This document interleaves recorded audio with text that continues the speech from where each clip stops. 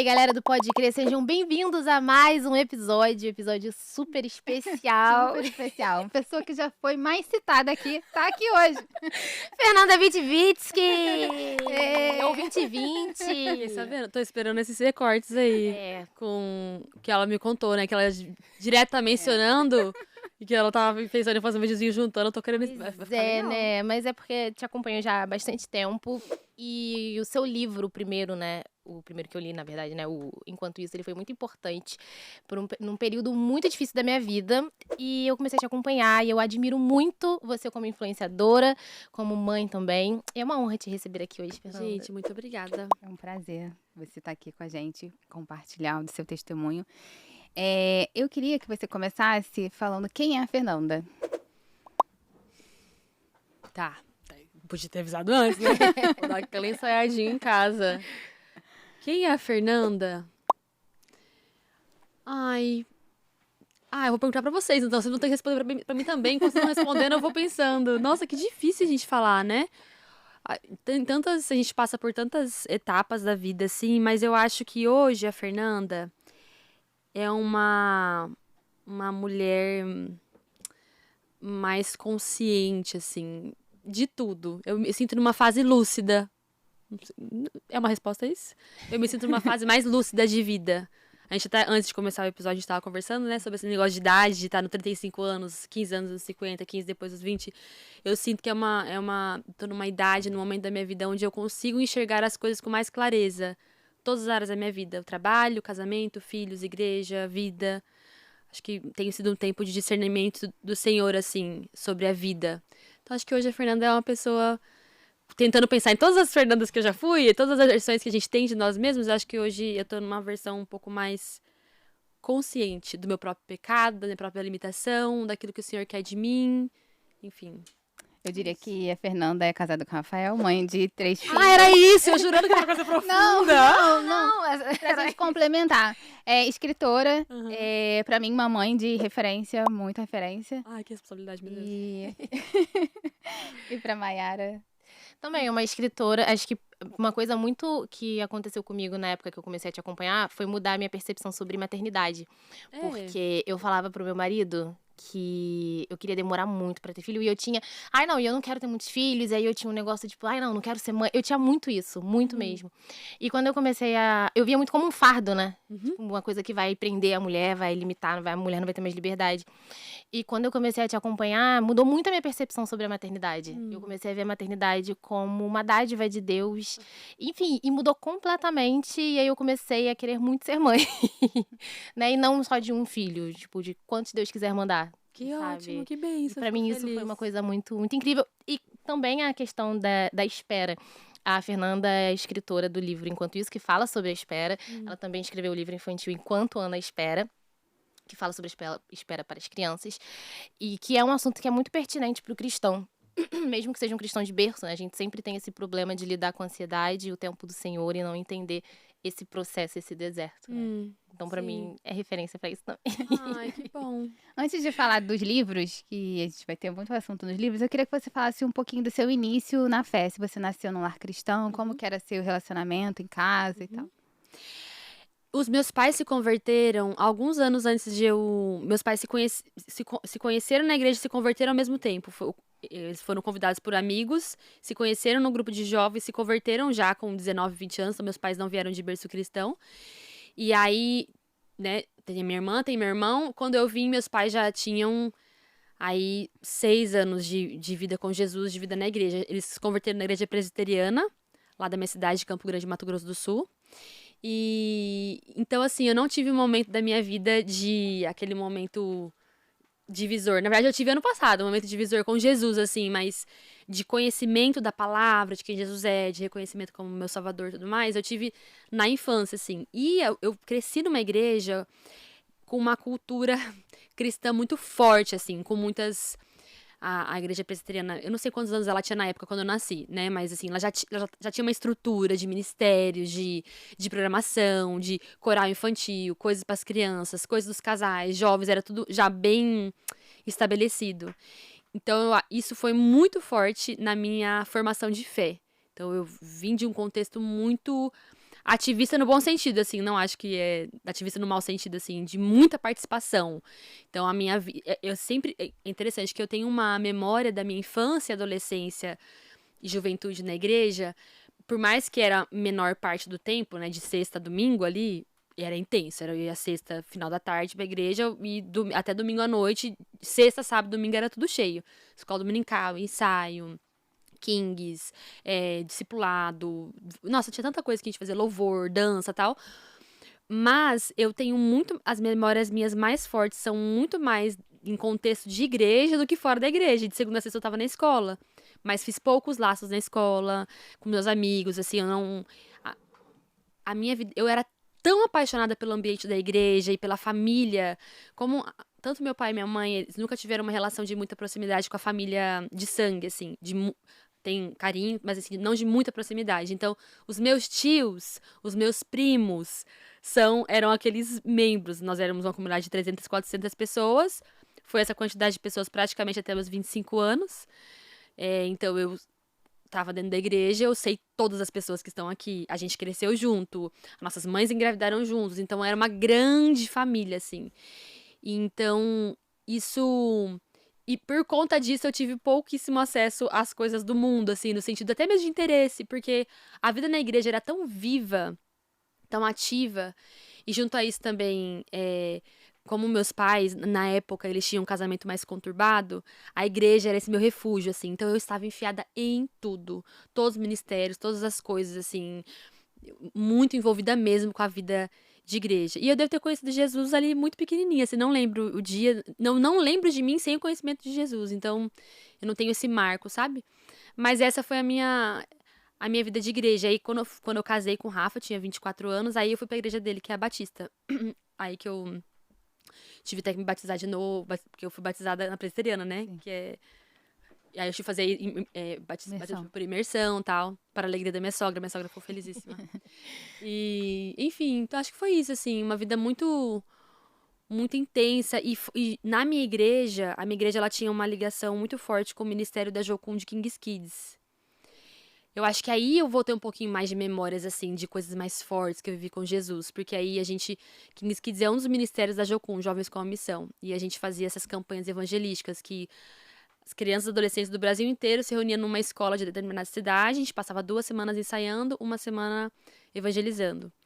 Aí lá o negócio com Deus era forte, assim, então...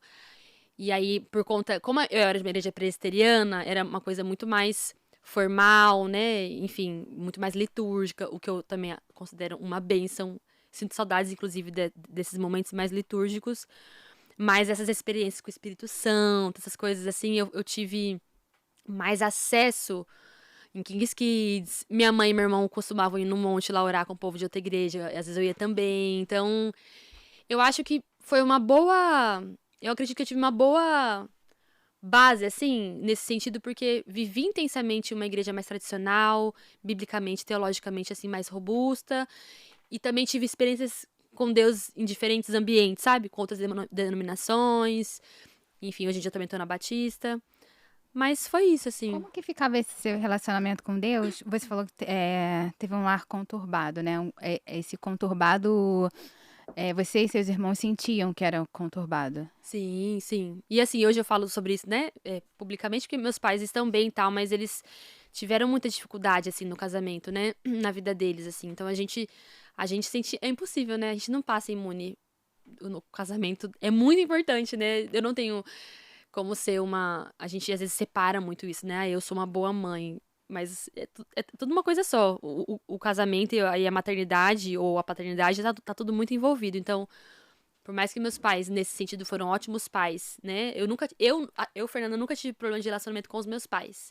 Mas eles tinham problema de relacionamento entre eles. Então, a igreja era muito esse refúgio desse lugar, sabe? Então, a gente não passava final de semana, até também por conta dessas questões de relacionamento deles, tanto tempo em casa, curtindo muito a presença um do outro, assim.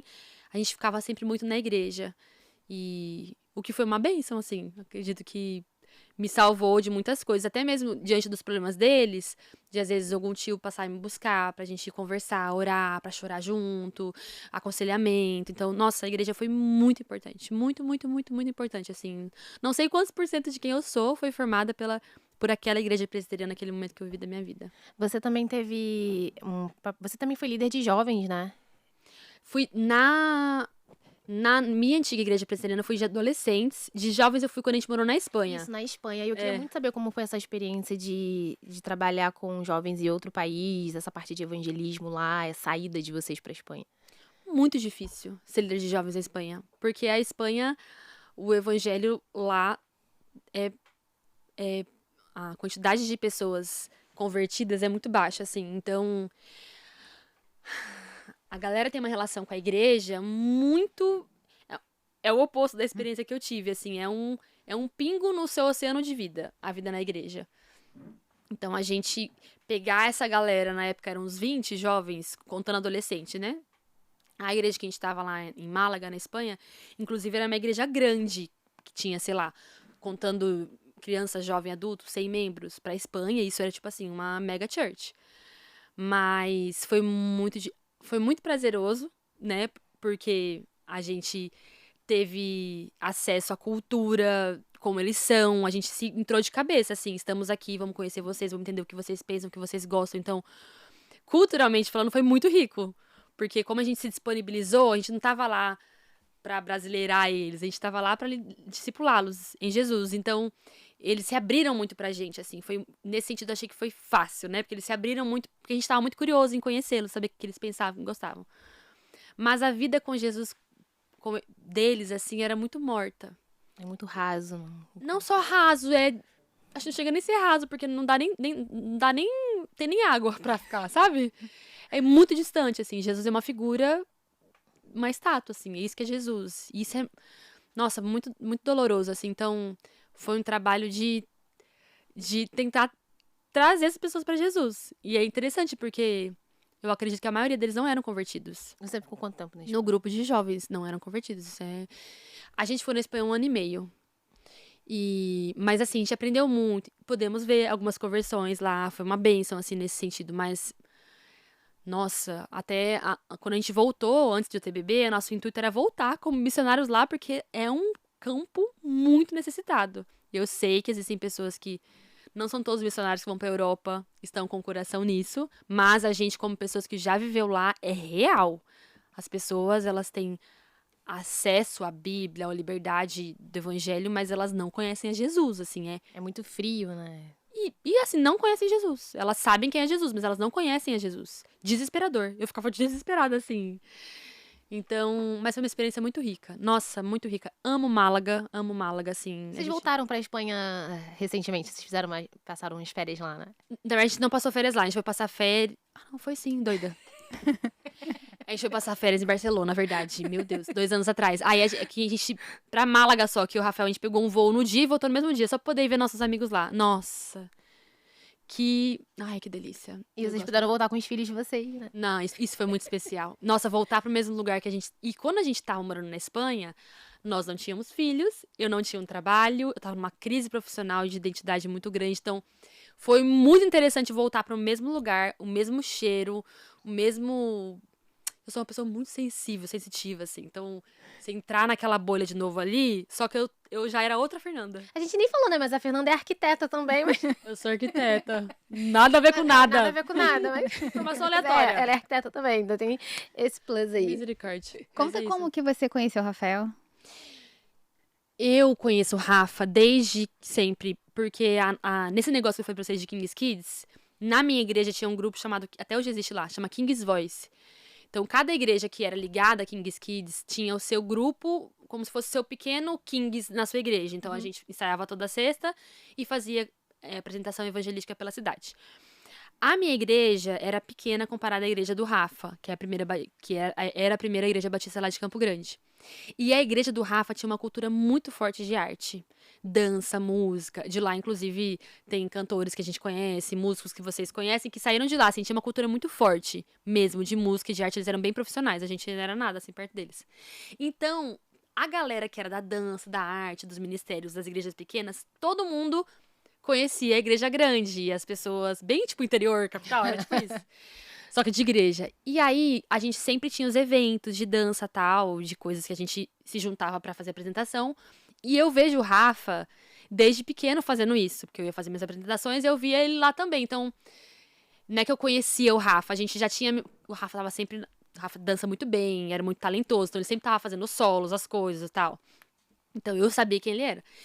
E depois, quando eu fiquei adolescente, a mãe do Rafa, minha sogra, ela era cantora do grupo que chamava Quinta Gospel, dessa primeira igreja batista. Quinta Gospel era um culto para jovens adolescentes da cidade. Todo mundo saía da escola, do cursinho e ia pro culto. E aí eu comecei a ir, e minha sogra cantava lá, e o Rafael tocava bateria e também dançava. Então, era uma pessoa muito do palco, então eu sempre soube quem ele era, sempre achei ele bonito, assim, tinha uma atração natural por quem ele era.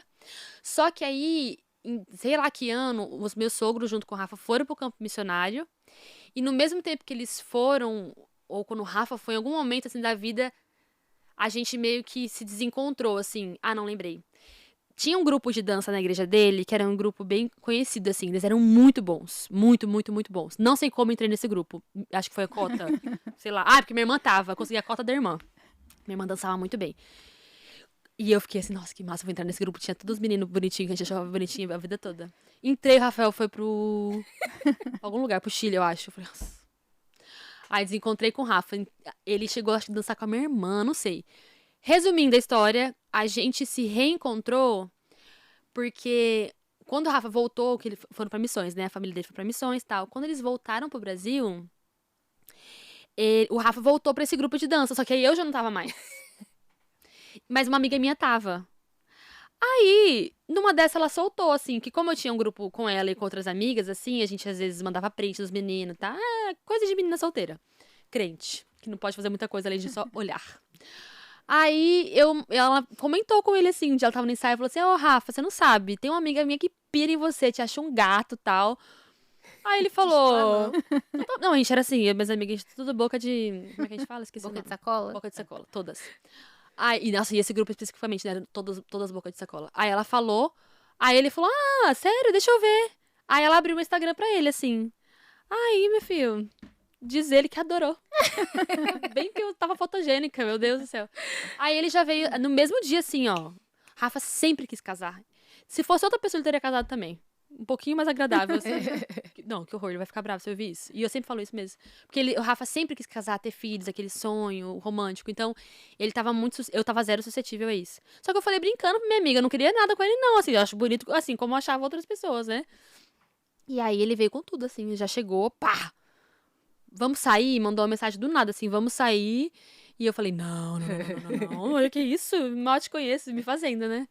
E aí ele ficou um tempo insistindo, uma hora a gente saiu, e no momento que a gente saiu, a gente nunca mais se largou, assim, a gente se encontrou a primeira vez, eu não gostei do Rafa de primeira, que eu tinha acabado de sair de um relacionamento onde eu tava ainda toda quebrada, toda estragada, nossa, eu tava toda estragada, o Rafael, ele realmente olhou pra planta, sabe, mirando na obra final, porque eu não sei como o Rafael topou, que eu tava muito estragada, nossa, emocionalmente, assim, toda estragada mesmo, assim, E aí a gente se encontrou e nunca mais. Vocês casaram em que ano? A gente casou em 2015, esse ano a gente faz 10 anos de casados. Fez 10 anos de casados. Ai, gente, que incrível Nossa, isso. o Rodrigo Hilbert. É, o Rodrigo Hilbert, que Cristão. faz tudo, né, em casa. Nossa, faz um galinheiro, faz o brinquedo dos Ontem minha filhos. filha, dia dos namorados, já ganhou um buquê feito à mão por ele, que saiu catando pela cidade, enrolou os galhos lá. Eu falei, E vocês escreveram, inclusive, né, o livro Casal Imperfeito, que fala sobre casamento. Fases do casamento, e vocês escreveram juntos, né? E eu queria muito saber como foi essa experiência de vocês relembrarem o que vocês passaram no casamento pra poder colocar em palavras pra ajudar tantos casais. Eu até falei pra Fernanda na primeira vez que eu a entrevistei que a gente usou o Casal Imperfeito no curso de noivos da minha igreja. isso é muito legal. Que é muito rico o livro, né? E tem a visão dele, que é o homem, né? É no pura livro. misericórdia de Deus. Ano passado, quando a gente teve uma crise no nosso casamento, a primeira coisa que eu pensei... Primeira não, né? Pensei várias coisas terríveis antes, mas uma das coisas que eu pensei foi, cancela esse livro, vou ligar pra editora, vou pedir pra tirar isso. Nunca falei isso publicamente, mas eu fiquei com vontade de tirar o livro do ar, assim, eu tava com muita falta de graça na época, né? Da nossa crise, assim. Eu falei, meu Deus... Meu Deus do céu, como é que o Senhor... E foi muito interessante. Essa pergunta foi outra, eu tô respondendo outra coisa. Eu vou voltar pra essa resposta aí. Eu nem sei qual que é Fica à mais. vontade. Mas até interessante que desde que aconteceu a nossa crise, foi em setembro do ano passado. Vai dar 1 ano já. E o Rafa, a gente tá num processo de reamar o livro. No sentido de... A gente ficou com muita vergonha. Não que a gente falou mentiras no livro, não é isso, assim. Mas o Senhor tem tido a capacidade de nos usar. Sabe, assim, quando você se sente merecedor. A gente recebe tanto testemunho desse livro, que quando tudo aconteceu, a gente falou, meu Deus, era pra gente estar sendo ajudado, né? Mas assim, enfim, nós escrevemos o livro num momento que a gente realmente acho que estava numa posição de ajudar. Mas quando tudo aconteceu, eu falei, misericórdia. E aí, essa semana, eu fui na escola buscar as crianças, e aí uma mulher que trabalha na recepção, ela já é uma senhora já. E a gente recebe muito feedback de pessoas mais novas, né? Os noivos adoram o livro, inclusive na nossa igreja a gente usou o livro também para corte de noivos e tal. Mas é raro, poucas vezes vem pessoas mais velhas, e sempre que vem eu fico me atento mais pra ouvir, né? Porque eu que tenho que aprender com eles, né? Eles pra estarem no meu livro, eu falo, tá tudo errado isso aí. E aí essa senhora falou assim, Fernanda, eu queria dar parabéns pra você e pro Rafa pelo livro, que bênção, tal. Eu falei, mas menina, que você tá lendo esse livro? Nossa, várias coisas passaram, assim, que eu nunca tinha me atentado, tal, assim, uma pessoa muito mais velha. Aí eu cheguei em casa, acho que foi ontem antes de ontem que aconteceu, eu cheguei em casa e falei pro Rafa, ele falou, nossa, Nina, é realmente a misericórdia de Deus. Agora a gente tá no processo já de... A gente fala sobre isso sem vergonha, porque a gente ficou alguns meses assim, que as pessoas me marcam todos os dias nos stories. Todos os dias tem gente marcando coisa do Casal Imperfeito, todos os dias. E a gente vai na livraria, o livro tá lá. Então, ouvir sobre o livro faz parte da nossa vida. E eu ficava com muita vergonha. E agora não, a gente já tá no processo de... É isso mesmo, é a graça do Senhor. Se a gente for esperar... É isso, é assim que o Senhor usa mesmo. Mas a gente... Qual que foi a sua pergunta? Sobre o processo de vocês... Escreverem juntos. Escreverem juntos e lembrar das coisas que vocês passaram. Escrever juntos foi muito difícil. Porque eu sou insuportavelmente chata. Então, o Rafael... Não, gente, sério. Aguentou, assim, uma chatice. Acho que não quer nunca mais escrever comigo por isso, coitado. Eu ficava relendo também os textos dele e tal. Mas, tirando essa parte mais teórica, assim, teórica não, né? Mas a prática... Foi muito especial porque escrever o livro, naquela época, a gente escreveu em 2021, acho, tem uns 4 anos. Porque tava tudo muito vivo, as coisas que a gente tinha aprendido. E a gente tinha uma consciência naquela época de que a gente só estava, na época, comemorando nossos 7 anos de casados, porque a gente tinha aprendido muitas coisas. Tanto é que o livro, ele é isso, né? Cada capítulo, ele traz algum ensinamento muito forte que a gente teve, que fez a gente durar pelo menos até os 7 anos de casados. É lógico que hoje, relendo o livro, e a gente também dá curso de novo na nossa igreja hoje, não com o nosso livro, a gente escreveu lá, o pastor escreveu o próprio material e tal, a gente enxerga várias coisas que a gente mudaria, mas eu acho que não é por ser o Casal Imperfeito. Acho que todo livro que a gente escreve, passa anos depois, se eu for ler enquanto isso agora, eu vou querer tirar ou adicionar várias coisas, então acho que isso é normal. Mas eu acho que para aquele momento e para... É a obra do Senhor. Ele queria que a gente escrevesse sobre aquelas coisas, daquele jeito, naquele formato, e isso foi uma bênção na vida de muitas pessoas, continua sendo. Mas eu acho muito válido, em algum momento, a gente escrever um outro livro sobre casamento. Eu e o Rafa, assim, não conversamos sobre isso, né? Até essa questão da crise, quando eu comentei nas redes sociais, as pessoas perguntam, e aí, vocês vão escrever? Tipo assim, uma coisa que a gente nem ficar explorando esse assunto. Não, acho ainda que tá não. superando a crise pra ainda pensar em... Eu acho que superar a gente já superou. É mais uma questão de time mesmo. Tem outros projetos à frente. Eu gosto, assim, eu quero muito em determinado momento, eu gostaria, né? Que a gente pudesse falar o que o Senhor fez na nossa vida. Mas não depende só de mim, né? O Rafa, ele é uma pessoa mais fechada, assim, quando a gente fala de vulnerabilidade. E tudo bem, é o jeito dele, assim. Eu tenho essa facilidade de me abrir, de ser vulnerável, de não me importar. O Rafa, ele já é uma pessoa mais reservada. Então, eu acho que isso seria no tempo dele. E não tenho pressa, assim. Eu acho que o casal... Não tenho pressa porque eu realmente acredito que o Casal Imperfeito, ele serve pra muitas pessoas, sabe?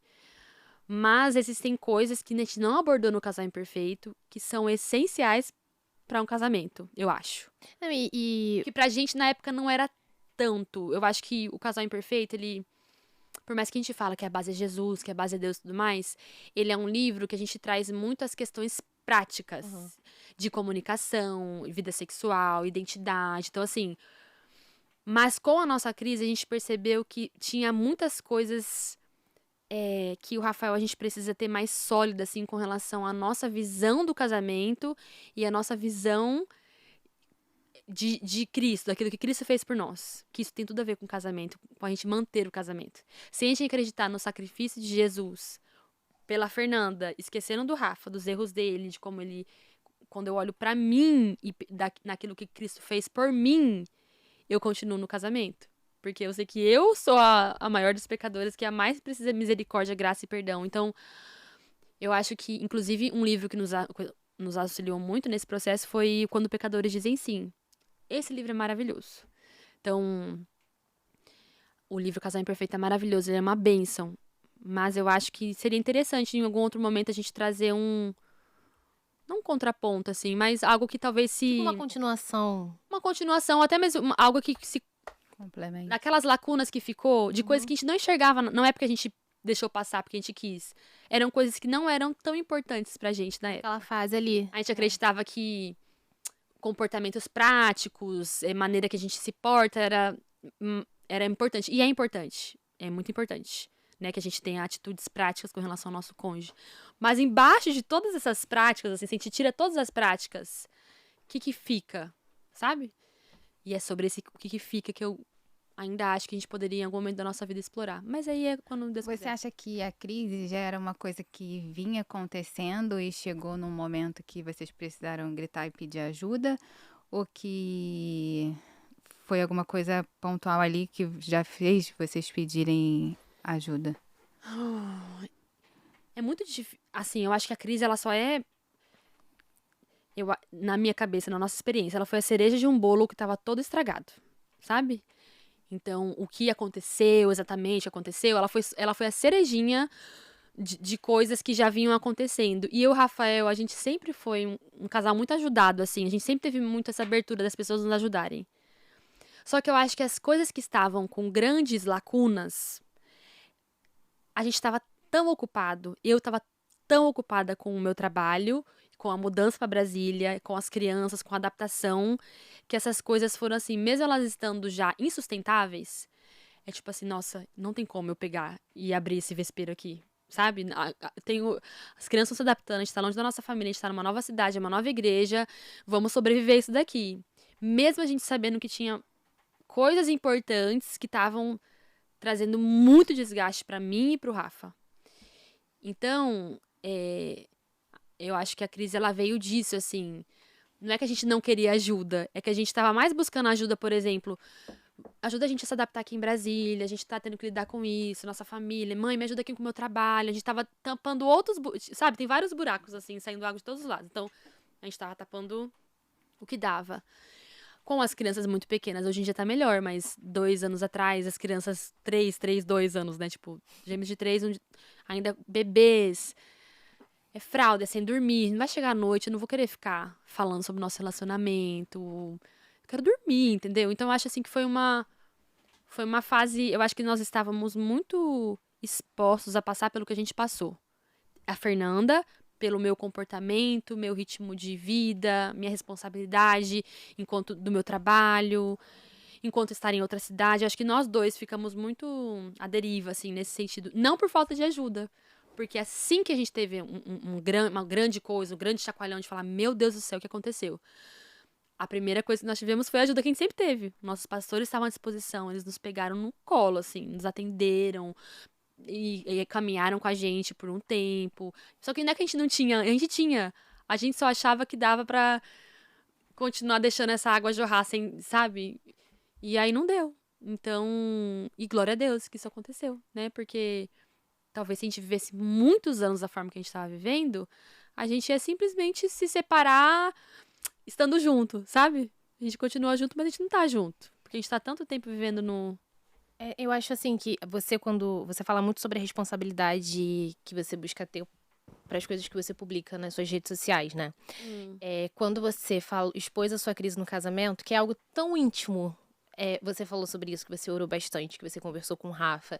Você também tomou a decisão de tirar um vídeo que viralizou dos gêmeos, né? De quando os gêmeos nasceram. Você tirou isso da internet, enfim. E você também, no podcast do Jesuscope, você também falou que orou pra ter certeza se tinha um determinado tema, se você deixava, pedia pra cortar ou não.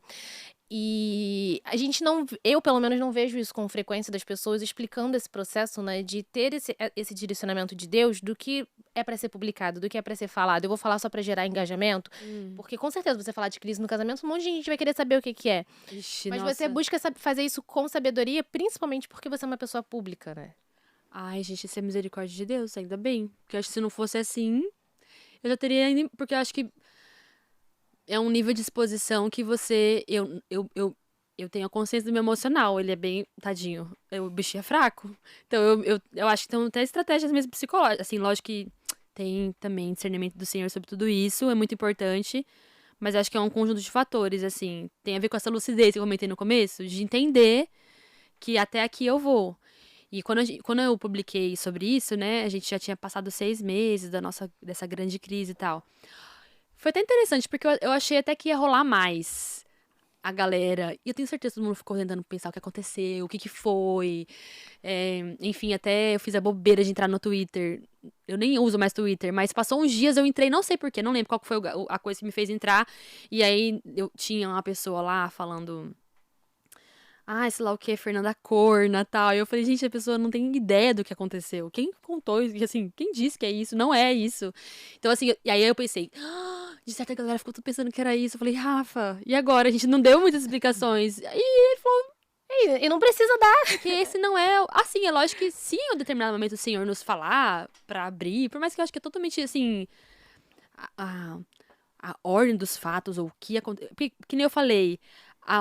O fato, vamos supor, se existe um fato, ele é uma cerejinha de um bolo que estava estragado. O mais importante é a gente saber o que tava... E nisso eu achei muito legal a galera falar assim, caraca, eu jamais imaginava. Sim. E eu quase falei assim, eu também. Não foi, tipo assim, não é que a gente tava escondendo ou enfim, porque na nossa cabeça, as coisas que estavam muito perigosas, que estavam nos deixando muito expostas, elas... Daqui a pouco a gente cuida disso, entendeu? Todo mundo tá passando por coisas no casamento, só que a gente não percebeu que, na verdade, essas coisas, elas eram muito perigosas. Viver dessa forma todos os dias, por anos.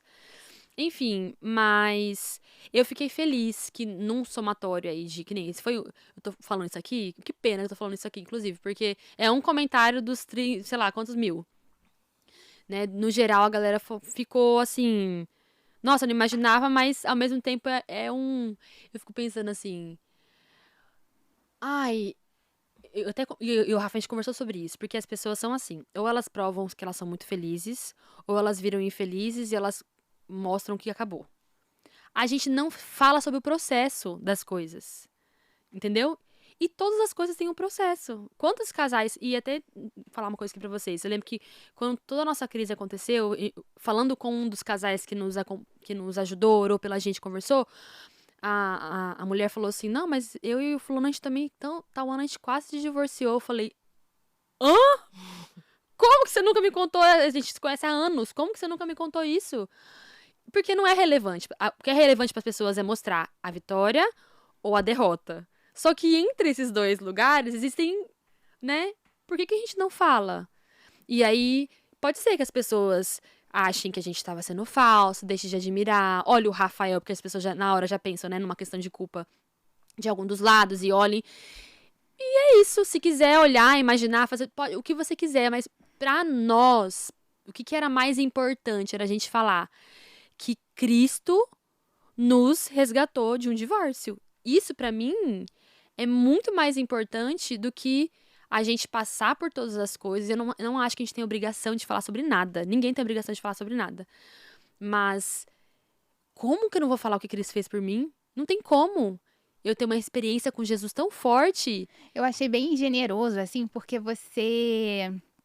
Todo mundo, né, via como um casal, tipo, perfeito. Um casal... Gente, tipo, o livro chama Casal Imperfeito. Não, então, mas a gente... Eu já tava tentando contar. Mas a gente tinha essa, eu pelo menos, né? Tinha essa visão, tipo, casal maravilhoso, com os filhos e tal. Então você poderia ter escolhido não mostrar essa vulnerabilidade de vocês e todo mundo ia continuar achando e Porque entendeu? talvez não dava pra perceber pela Não internet que tava dava, acontecendo alguma ninguém coisa. ia perceber. Por isso a surpresa quando você conta. Então eu acho que é de uma generosidade, porque tanta gente passa por isso e você se coloca aqui, ó, comigo também aconteceu e Com a Cristo. maioria. Sim. Quando essa mulher falou isso pra mim, aí eu fui começar a sondar outras pessoas assim. Não, aí começou a surgir um monte de. Com o que aconteceu, outros amigos nossos se aproximaram pra nos ajudar e tal. E a gente começou a descobrir coisas piores, muito piores que aconteceu com a gente, tinha acontecido com casais próximos a nós. A gente falava, Vocês nem sonhavam. onde que eu tava quando isso aconteceu? Eu sabia que vocês não estavam muito bem, que vocês estavam. Mas isso aconteceu e a gente não. Porque a gente não fala. E eu não tô falando nem isso aconteceu, tipo assim, nossa, Florinha me contou que tal coisa.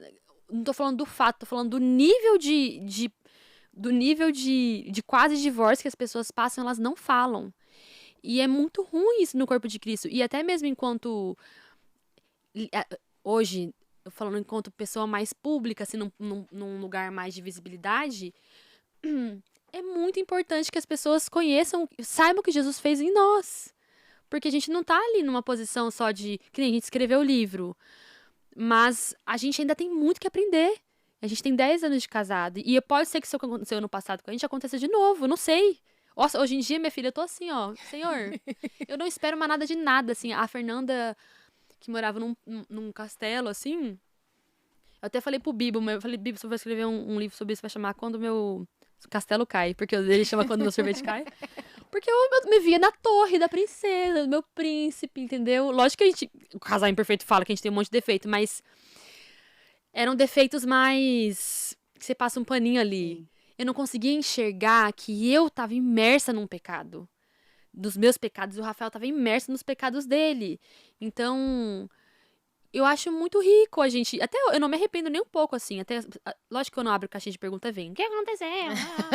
Mas assim, eu acho normal também, porque a gente é curioso. Talvez eu também ficasse curiosa. Eu não perguntaria só, porque eu tenho um pouquinho mais de noção. Assim como a maioria das pessoas. Eu acho que todo mundo ficou curioso. 99,9% das pessoas tiveram a noção de falar, cara, isso não cabe, né? Eu posso querer muito, querer saber, mas eu vou morrer sem saber, talvez. Mas eu acho, assim. E eu lembro que quando aconteceu tudo com a gente, eu ficava buscando material disso. Sabe? Achando livros de pessoas. Não queria ler um livro sobre um casamento de sucesso. Eu não queria mais a fórmula do sucesso. Eu queria entender como passar. Como é que eu passo por essa dor? Sabe? Como que eu me mantenho como que eu não escolho o divórcio, sabe? Tipo. Então, eu acho que isso tudo me ajudou muito a abrir sobre isso de forma honesta, mas também, né, de forma a nos proteger, até porque não é tudo, talvez, isso, acho que o fato da gente não falar, acho que até abre imaginação para as pessoas de coisas muito piores, tipo, meu Deus, será que tem uma família, tem filho, não é nada disso, assim, o que mais pegou, se eu pudesse falar alguma coisa assim, era isso, assim, que eu lembro que num primeiro momento, eu tive muito mais um olhar pro Rafa, assim, que, na verdade, não é esse primeiro momento. Eu vivi 10 anos de casado com uma facilidade muito grande de olhar pro Rafa de forma superior. Muito. Muito, assim. Eu tenho mais relacionamento com Deus, eu tenho mais habilidades espirituais, eu tenho mais firmeza com você não. E olhar pra ele assim. E aí eu lembro que a primeira semana, depois dessa grande crise e tal, eu ficava só nisso. Mas o Rafa, o Rafa, o Rafa, o Rafa, o Rafa. Em aconselhamento, não, mas o Rafa, o Rafa, o Rafa, o Rafa. Todo mundo só me ouvindo assim, oh, Deus vai fazendo a obra na vida dessa menina. Porque, tipo assim, o grande monstro não existe. Nós somos, todos somos. E aí que foi a virada de chave, numa das madrugadas, assim, eu sem dormir e tal. E aí o Senhor voltou pra mim, assim, Fernando, vamos. Eu já ouvi do Rafa, eu já sei, tá? Mas vamos falar de você? Vamos falar da Fernanda. Esquece o Rafa, esquece. Então agora tá eu e você que vamos falar de você. Aí, minha filha, o bicho pegou. Porque eu jurava que eu tava ótima. E assim, em uma crise no casamento, ela não acontece de um lado só.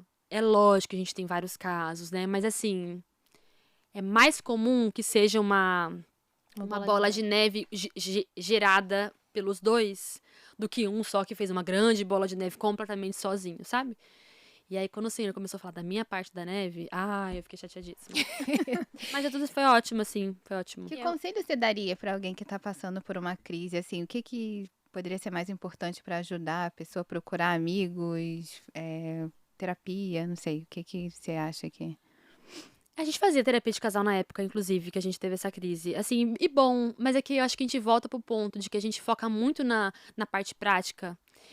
Eu aconselharia uma pessoa que tá passando por uma grande crise de casamento a tirar uns 2 dias, assim, sozinho, não sei como, se tem filhos, Deus abençoe, Deus ajude, não sei. De madrugada, então, quando as crianças estão dormindo. A você perguntar pra Deus, Deus, e eu? Fala comigo. Eu não quero mais falar do meu cônjuge. O que o Senhor quer falar? A gente tá passando por isso.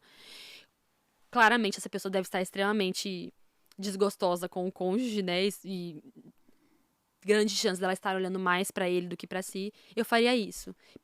Pede ao Senhor, fala comigo, o que eu preciso, que pecado que eu preciso abandonar? Qual a minha parte disso? Me revela. Porque quando aconteceu tudo, o Senhor se revelou ao Rafa. Muito, assim, de primeira. Os olhos do Rafa abriram, assim, sabe? A mim, não. Então, eu vejo que, às vezes, na crise do casamento, os dois estão cegos. Ou um abre o olho e o outro já não quer. Então, acho que eu faria esse trabalho. É lógico que aconselhamento pastoral, não andar sozinho, não se colocar, né, nessa posição. Se a gente não tivesse tido aconselhamento pastoral, vixe, nem estaria aqui hoje. Eu tava morando em outro país com meus filhos já, sumi dessa internet. Você falou dos seus filhos, né? E tem falado dessa questão de expor a crise nas redes sociais. E você tem todo um testemunho relacionado à gravidez que quem te acompanha sabe. Vocês tinham dificuldade de engravidar, enfim, engravidaram dos gêmeos. Vocês postavam fotos dos gêmeos, do Isaac, né? Que é o caçula também.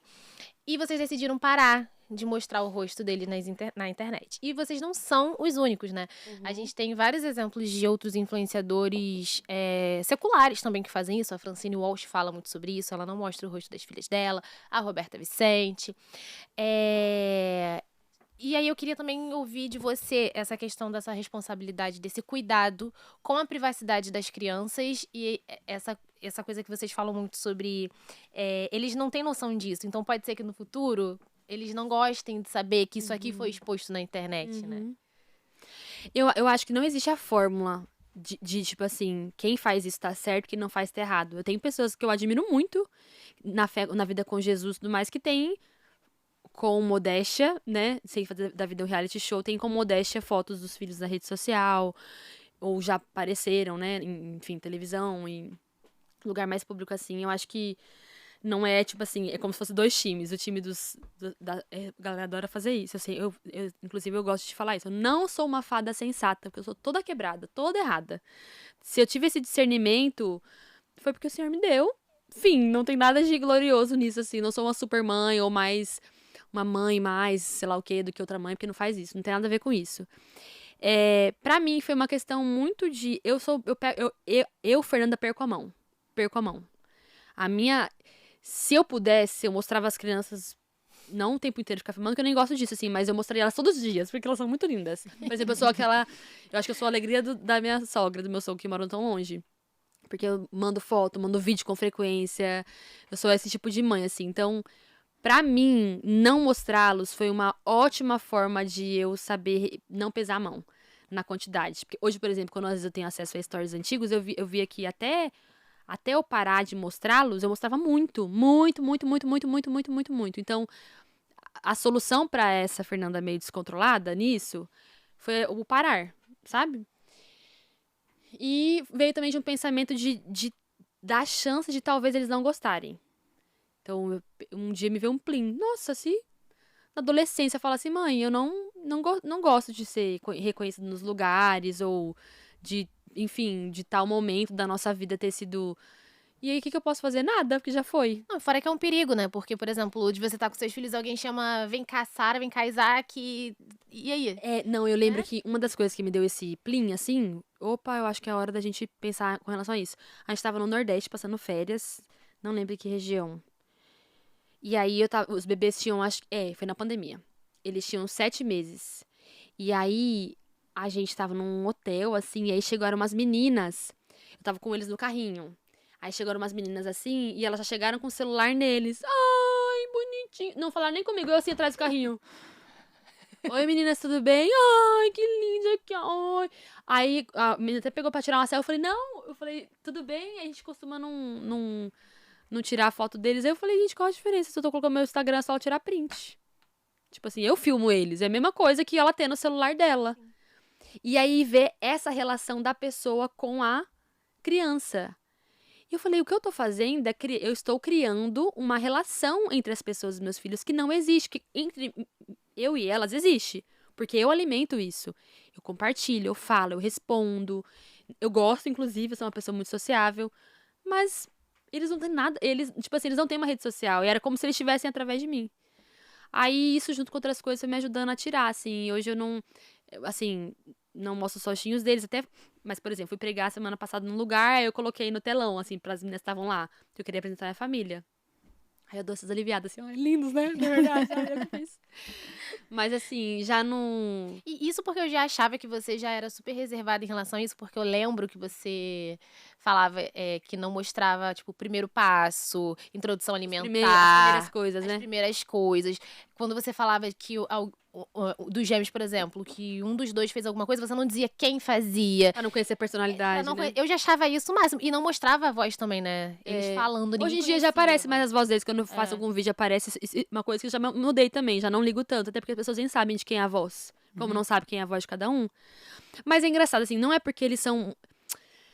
Não é porque eles são importantes pras pessoas. Parece que eu faço uma coisa, nossa, eles nem são importantes. Mas eles são importantes pra mim. E aí como eles são muito... Eu sei que eles não são importantes para as outras pessoas. Eles são importantes pra mim. E porque eles são importantes pra mim, eu prefiro preservá-los e não me dar nenhuma garantia de que vai dar tudo certo no final. Porque ainda assim eles podem reclamar. Mãe, eu não queria nem que você tivesse... Ah, eu não tenho que fazer mesmo, né? Mas assim, o que eu pude fazer, o que eu achava, ainda acho que eu posso fazer, acho que eu fiz. E posso melhorar ainda, inclusive. Ainda pode ser que daqui... Alguns anos eu não tenho mais rede social, por exemplo. Não sei. Não. Mas, gente, eu acho que eu acho que eu vou chegar, talvez, nesse momento. Ah, sim, vou chegar por conta do meu propósito.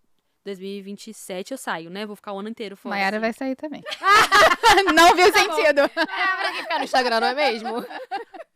Ai, me dá um pouco de... Porque eu também gosto dessa troca, sabia? Mas eu vou tentar encontrar outras formas, assim. Mas acho que com relação à exposição das crianças é isso, assim. Não é um lugar... Eu acho que tem uma questão de pecado também, né? Muito do nosso, no caso da gente, assim, de pessoas que têm um público maior, entra muito orgulho. Você mostra às crianças que você tem orgulho dos filhos lindos, maravilhosos, tal. E tem uma linha tênue desse orgulho aí também, que é o engajamento. E é difícil falar sobre isso, mas a gente sabe que dá. A gente sabe que criança dá, principalmente pequena. Inclusive, se eu quisesse ter hypado mais, essa idade que eles estavam era melhor, que são fofinhos, são bonitinhos. Não sei se vocês já perceberam, mas tem uma parte da infância que as pessoas desinteressam da criança.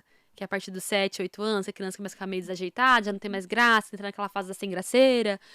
Então, assim, a hora da gente ter usado mais a imagem deles, era agora. Eles são bonitinhos, fofinhos, várias pérolas e tal. E é difícil, gente. Foi duro pra mim quando eu percebi que uma das minhas dores de parar de mostrá-los é que você vai baixar o engajamento. E baixa real. Visualizações dos stories, comentários, isso baixa absurdamente. Para comprovar isso, vá no perfil de grandes influenciadoras que fazem uma grande exposição de filhos e veja os posts delas. São perfis muito engajados. Porque as pessoas... Como é que você vê um bebezinho e você não se manifesta? Oh, né? Eu não consigo também. Ainda mais se seja uma pessoa que eu conheço, assim, ou que eu acho bonitinho, enfim. Então, é uma escolha de luta contra o meu próprio pecado. Consciente da minha cabeça pecaminosa, porque a gente é ruim. A gente... Nossa, como que um ser humano é capaz de usar da imagem do filho? Eu sou capaz de... Eu lembro até que você falou, né, que... Pegavam algumas fotos de vocês pra fazer post de publicidade, algumas coisas assim. Fizeram muito na época de marcas de roupa, que, por exemplo, vestir eles com uma roupa, mas eu nunca fiz publicidade com eles, então a marca tirava print e postava no site deles. Pra fazer... Nossa, na nossa época de tentar... Depois que a gente conseguiu os bebês, muitos perfis de coisa de fertilização, postava foto do nascimento deles e tal. Mas eu me expus a isso. Por mais absurdo que seja do outro lado... é isso, eu me expus a isso, agora aguenta. E você não tem essa preocupação, né, com as redes sociais nesse sentido? Porque, assim, você é escritora, você é influenciadora, e você usa seu Instagram pra divulgar o seu material e ter esse contato com suas leitoras, que é muito importante. Só que, ao mesmo tempo, gente, a Fernanda simplesmente sai das redes sociais, assim, fica 2 semanas sem redes sociais. Ano que vem ela vai ficar 3 semanas e depois o ano inteiro. Seu entendimento. Rafael saiu antes de você, 1 ano. Saiu 1 ano. E aí, conta mais o que você sentiu no Senhor de sair, do tempo que foi, desse aumento gradativo. Nossa, adoro que Deus deu estratégias. Porque, assim, é muito legal essa ideia, né? 1 semana, na verdade, acabei de lembrar. No meu plano, ano passado, eu ia fazer... Ano passado eu comecei, né, a sair. Eu decidi começar a sair só pra... Por que de sair, né? Porque começou a me parecer muito absurdo de que todas as coisas da nossa vida têm um ritmo. Então, hora de dormir, hora de acordar, hora de comer, hora de não... Todas as coisas têm um ritmo. Menos o celular. Ele não tem ritmo. Ele é uma linha constante de uso, certo? A gente usa assim o celular. A gente não tem um horário pra usar, a gente não tem horário pra desligar, a gente não tem... Ele tá sempre aqui. Até a gente morrer, ele vai estar aqui. E aí um dia eu falei, nossa, gente, como que não tem... Por que ele não tem um limite pra ele também? Aí eu decidi fazer 1 semana sem. Aí, ano passado, eu comecei. Aí, quando eu fui contar essa psicóloga, eu falei, não, nossa, Fabi, aí, quer saber? Ano que vem eu vou fazer o oposto. Vou fazer 3 semanas fora, 1 dentro. Aí ela falou, Fernanda, me conhece já, né?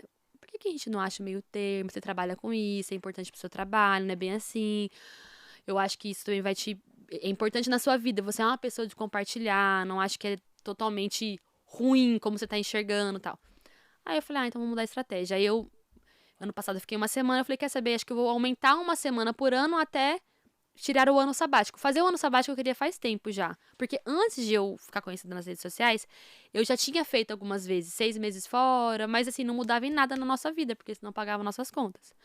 Hoje paga as nossas contas. Então, eu fiquei pensando numa forma, e não só questão de pagar as contas, como eu gosto de trabalhar.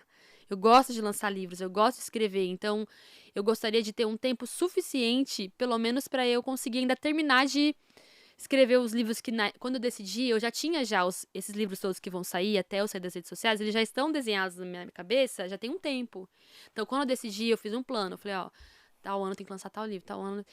Até tal ano, esses livros que estão na minha cabeça prontos já foram lançados. Então, eu posso me ausentar. Tanto é que eu nem fiz esse plano ainda com a editora. Como é que a gente vai fazer no ano que eu estiver fora? Se eu não vou lançar livros. Tem como eu lançar um livro sem estar no Instagram? Nem sei se existe. Lancem aí. Eles teriam que lançar sem mim. Mas eu não sei como é que é isso no impacto de vendas. Não... Tem que testar. Vamos ver, sei lá. Você vai ser a cobaia em 2027. O negócio é o apego com o livro, né? Que eu teria que escolher um livro que eu não amo tanto, assim. Não tem como. Então, não sei. Talvez eu acho que eu não lance nenhum livro nesse tempo. Sei lá. Mas aí eu fiz essa estratégia. Esse ano eu tô vivendo as 2 semanas. Ano passado foi 1 semana que eu fazia a última do mês. Aí agora eu faço as 2 últimas do mês. Aí ano que vem são as 3 últimas do mês. E no outro ano, tira 1 ano de nada, assim. Mas eu já pensei em estratégias, não pra compensar, mas pra questão de vocação. A comunicação é uma vocação. Então, talvez voltar podcast, 1 por mês, ou um canal no YouTube de 1 por mês. Lógico que uma coisa que me exigiria muito menos do que tá ativa no Instagram, né? Senão tô trocando 6 por meia dúzia.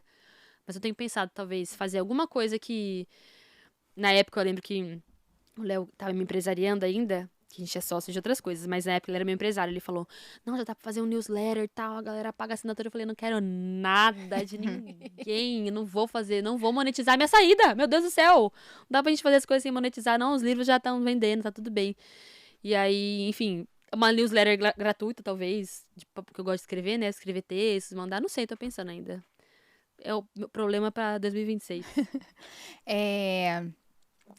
A gente passou, né, um pouco batido na questão do tentante, que foi como você surgiu maior na internet. Você já estava lá, mas eu, por exemplo, te conheci no vídeo que você postou, que estava meses tentando.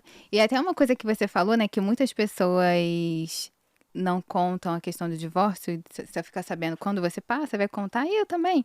Isso também acontece com a questão da tentante. Muita gente não conta que está tentando, a pessoa fica sofrendo sozinha.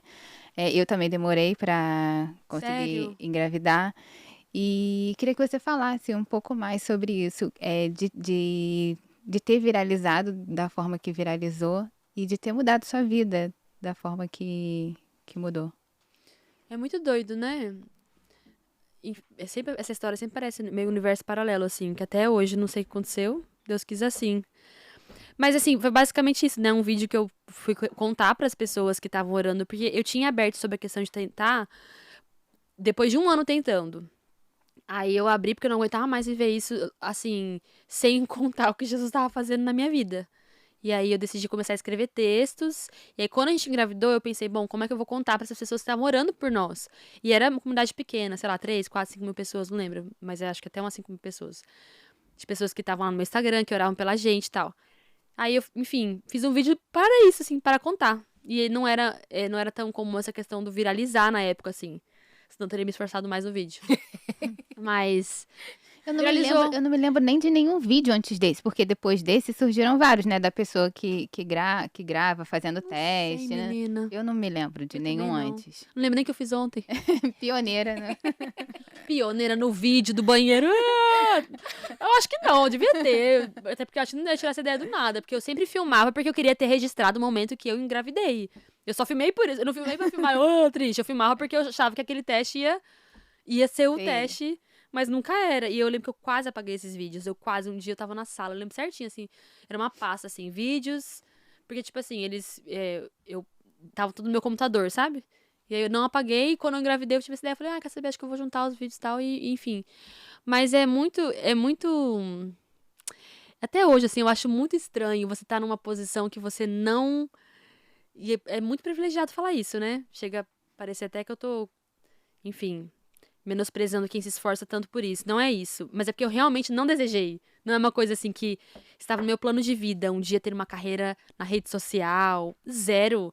Quando viralizou, eu fazia trabalho. Eu vendia. A gente vivia, o Rafael trabalhava como professor de educação física. E eu fazia flâmula. Você sabe o que é flâmula? Um negocinho de pendurar na parede. Eu desenhava pintava, eu fazia trabalho manual. A gente vivia assim, no apartamentinho. Eu fazia depois de engravidar, acredito que a gente continuaria fazendo isso, uma coisa aqui, o Rafael fazia macramê. A gente vendia coisa assim. Tinha uma vida realmente muito, muito, muito, muito simples. E tava tudo bem, eu não estava almejando uma vida diferente dessa. Mas aí. Era propósito de Deus. Era propósito de Deus. Aí como é que a gente não tem temor? Eu acho que isso, inclusive, traz mais temor, sabia? Pra mim, pelo menos, assim. Acho que se tivesse sido algo que eu tivesse almejado tanto, tô usando estratégia tal, como fazer isso, como publicar de tal jeito, como tal hashtag, tal hype, tal vídeo viraliza. Eu acho que eu teria.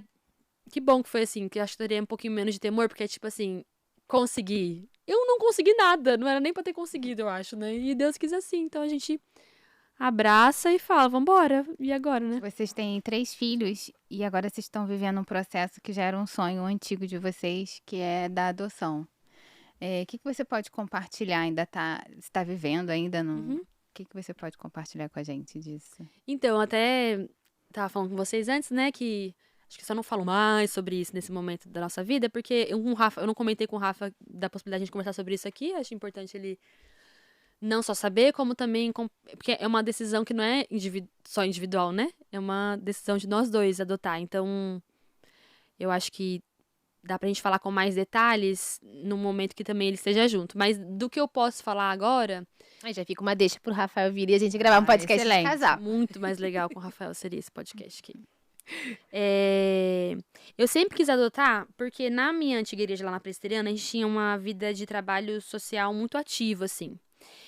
Então, a gente tinha muita convivência com casas de apoio, na época, orfanatos, enfim.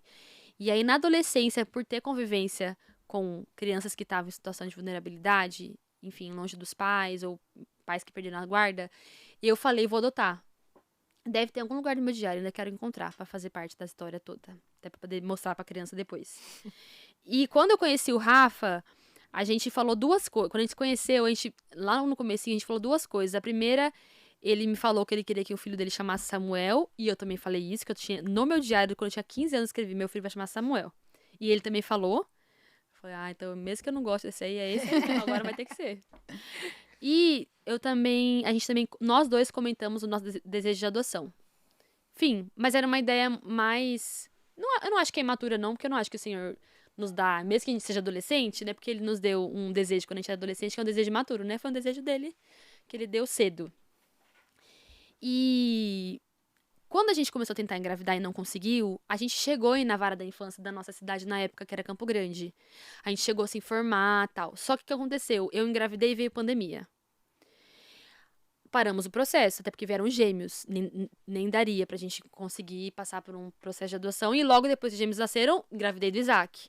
Então, meio que nunca passou pela nossa cabeça não fazer mais. Mesmo que a gente já tava com 3 filhos, porque não era uma opção pra gente, caso a gente não tivesse filhos. Nós queríamos de qualquer forma e também da forma... Porque a adoção é uma via legítima de se ter filhos, certo? É isso. Então, a gente sempre quis passar pelas 2 vias, era isso. E caso o senhor não quisesse que a gente passasse pela via biológica, a adoção continuaria sendo um plano. Então, não era uma coisa que... Impedia, né? Impedia a outra.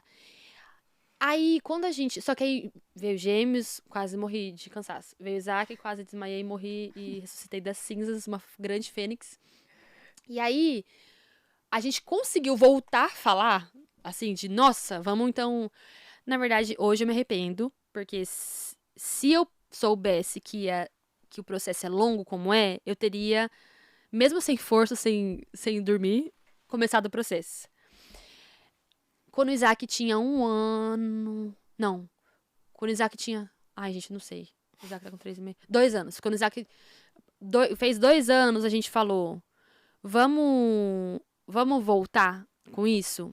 Só que a gente já tinha mudado pra Brasília, a gente foi conseguir um advogado em Brasília. Por mais que você não precise de um advogado pra fazer isso, você pode fazer isso também, tudo pela própria vara da infância e tudo mais, ou até mesmo sozinho. Você não precisa necessariamente do advogado.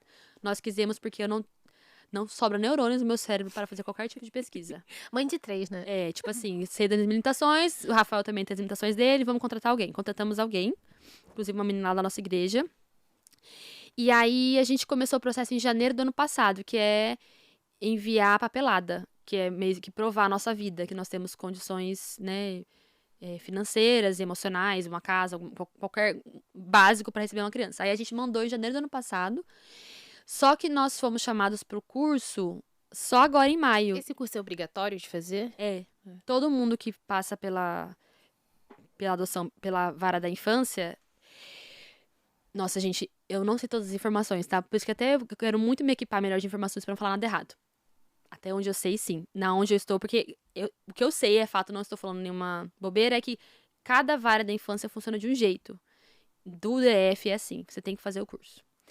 E aí a gente fez o curso agora em maio, junho. Muito legal o curso. São 5 encontros presenciais. E é bem interessante que a gente não pode chegar atrasado, a gente não pode levar nenhum filho e não pode faltar nenhum dos 2. E se a gente erra com qualquer uma dessas coisas, a gente volta atrás no processo e precisa fazer o curso tudo de novo. Então, são bem exigentes, assim, eu achei bem legal. Compromisso. Bem legal mesmo. E aí foi bem legal. Primeiro é uma palestra, a gente tem uma manhã toda de palestra, assim, onde eles dão os dados do Brasil com relação à adoção e tal. E aí, os outros encontros, eles dividiram a gente em grupos de casais. E foi legal que eu encontrei seguidora lá, encontrei gente da minha igreja, que a gente não sabia. Então, muito legal, assim. E aí, a gente fica no mesmo grupo A gente fica 1 mês juntos, assim, se encontrando toda semana. E nesse grupo, lá no DF, pelo menos, é assim. Os casais se reúnem com 2 psicólogas. E aí elas conduzem a nossa conversa. Então, elas levam atividades, levam perguntas, tarefa, coisas pra gente fazer. Então, elas ficam meio que nos ouvindo, intermediando as conversas e também dando o contraponto delas sobre todas as coisas que a gente fala. Então, é um lugar muito legal. Porque assim, não é todo mundo que se interessa pelo assunto de adoção. A gente não tem outros amigos que estão passando por isso. Então, por mais que nossos amigos são muito interessados, que bom em querer saber sobre isso, a gente quer ter a troca, né? Igual mãe, gosta de falar com mãe.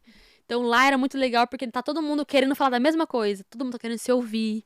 Nossa, foi muito legal. A minha turma, assim, foi a melhor de todas. Adoro ser eu sou competitiva. Até minha turma da adoção foi a mais legal do que E acho que tem coisas que você nem tinha pensado e ali te fala sobre isso.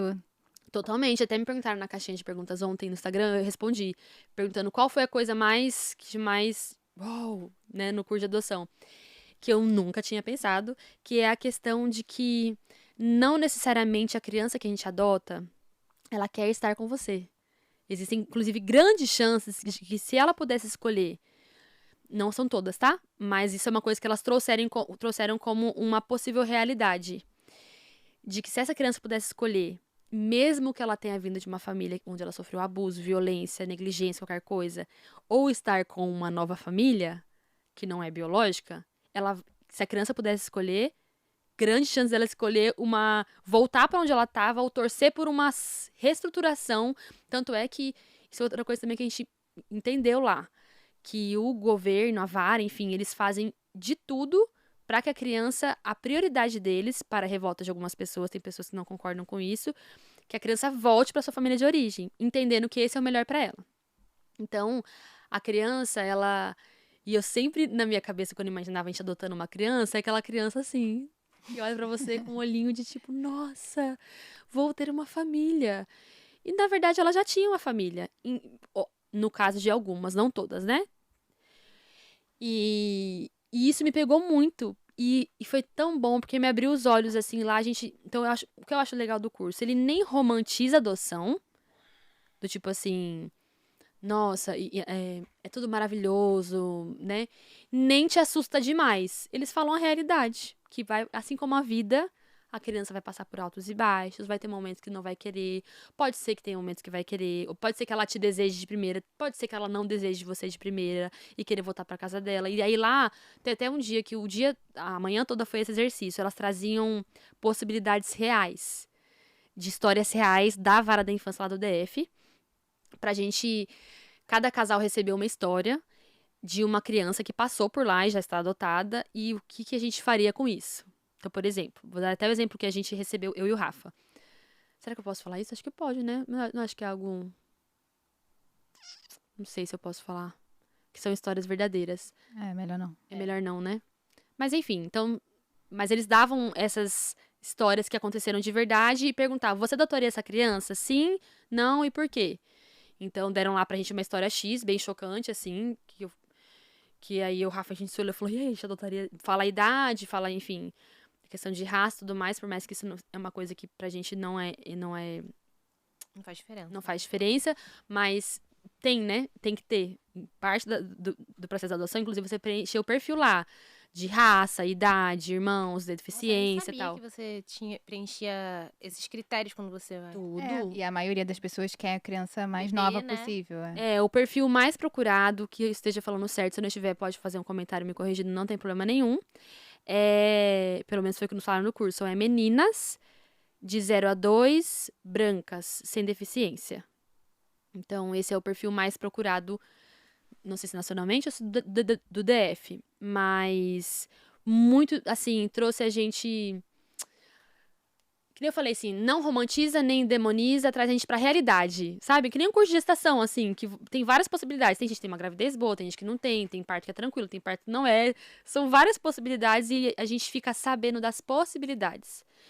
E aí, a gente terminou o curso, aí agora a gente vai passar pra próxima parte, que é a parte de avaliação das psicólogas. Elas vão até a nossa casa ou no fórum, vai depender disso que elas nos falaram lá no DF, que funciona assim, elas, dependendo da família, é de um jeito a entrevista. Então, pode ser que seja com a esposa separada do esposo, pode ser que seja com o casal junto, pode ser que elas entrevistem as crianças, pode ser que não, pode ser que elas vão na nossa casa. Tem várias... Elas falaram que de acordo com a família, elas escolhem como vai ser a entrevista. A gente, passando pela avaliação delas, né, elas dão ok, o juiz dá ok, e aí a gente entra na fila. Nossa. A gente entra na fila. Só que aí, até a entrevista delas, a gente tem que preencher o nosso perfil. Que lá a gente coloca idade, gênero, cor, quantidade de crianças, se irmãos ou não. E aí a gente vai fazer uma viagem agora em julho de comemorar aniversário de casamento, e a gente deixou pra fazer isso lá. Nós dois vamos tirar um tempo assim pra gente orar. Ô, gente, vou lá mostrar mal do avião, toda hora eu entro me ligando.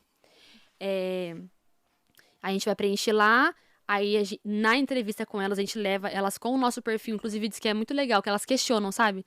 Tem certeza disso? Por quê? Então é muito legal, assim, ajuda a gente a ficar mais consciente, e depois disso, a gente vai pra o juiz dando ok, aí a gente entra na fila. E no DF a fila é gigantesca, assim, eu acho que... A gente tem um casal de conhecidos que estão na fila, acho que eles estão em 300 e tanto, e 2 anos atrás eles estavam 500 e tanto, assim. pelo perfil deles. No caso aqui, eles colocaram a velocidade do seu número na fila depende muito do seu perfil. Então, por exemplo, se eu, Rafael, a gente colocar que a gente quer irmãos, 2 ou mais crianças acima de 7 anos... É assim, né? Não necessariamente assim. Pode ser que vá assim ou vai um pouco mais rápido. Como a gente ainda não definiu esse perfil, a gente não sabe, mas eu acredito que deve... Não sei, na verdade, se vai demorar ou não, que vai depender do perfil que a gente colocar. A gente não conseguiu... São tantas coisas envolvidas, gente. E quando a gente tem filho biológico, é uma coisa que a gente viu lá no curso de adoção também. Que é diferente para quem já tem filho biológico, para quem ainda não tem filho. Porque eles também estão recebendo a criança. Então, a gente não tá pensando só... Em vocês. A gente. É lógico que é complicadíssimo, né? Nossa, mas como que você escolhe o filho que o senhor quer te dar? A vida de adoção já é uma escolha. Então, não adianta também eu querer ficar... Não, vou só... Tudo bem quem quiser fazer assim, mas pra gente não faz sentido a gente entrar assim, o que for. Porque, sim, existe uma... Vocês têm filhos, Temos filhos, a gente quer... Não é nem pela necessidade de controle, mas escolher adotar já é um tipo de controle. Não sei se vocês conseguem entender o que eu quero dizer. Sim, com certeza. É complexo demais pra falar sobre isso, mas... Enfim, a gente vai decidir... E aí a gente acredito que a gente deve ficar um tempo, assim, vai levar. Mas tá sendo muito legal ver esse processo com nossos pais. Eu acho muito incrível você abrir essa questão da adoção, porque eu já falei isso algumas vezes, né? Que eu vejo muito pouco a igreja se posicionando em relação à adoção. Uhum. E teve uma missionária que foi na minha igreja que ela bateu muito nessa tecla. E olha isso, eu sou crente de berço e foi a primeira vez que eu vi uma missionária falar sobre adoção, assim, de púlpito. E ela tava falando, né, que a igreja tinha que ser a primeira a querer acolher essas crianças que não têm um lar, a primeira a querer falar sobre esse assunto, a expor e falar da importância da adoção, né? E eu acho muito incrível você, com a visibilidade que tem, também falar sobre isso, porque pelo menos agora de cabeça eu não consigo lembrar de... Nossa, mas tem vários perfis, gente, na internet. De outra pessoa que eu pelo menos acompanhe, que seja cristã e que fale de adoção. Inclusive, quem tiver nos comentários aí, quiser já colocar pra galera seguir, tem vários. Eu já ouvi vários podcasts, graças a Deus, hoje tem mais, inclusive, por exemplo, nessa conferência que eu tava na semana passada, tava a Carol e o Ângelo Basso. Eles têm um casal de gêmeos adotados, os meninos já são grandes, estão com 12 anos. Inclusive, eu sentei com eles um dia, tirei várias dúvidas, conversamos muito, foi muito bom. Eu acho que hoje nós estamos vivendo um momento melhor disso.